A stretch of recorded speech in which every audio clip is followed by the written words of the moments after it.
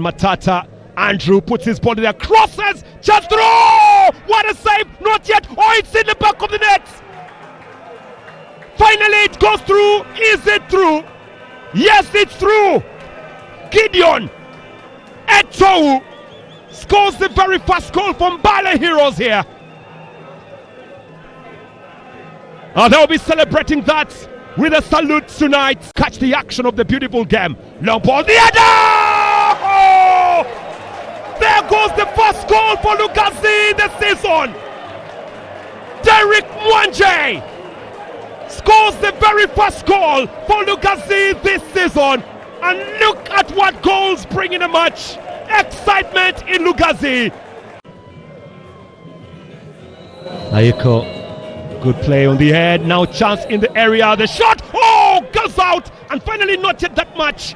It's still bubbling around. The referee awards that for a free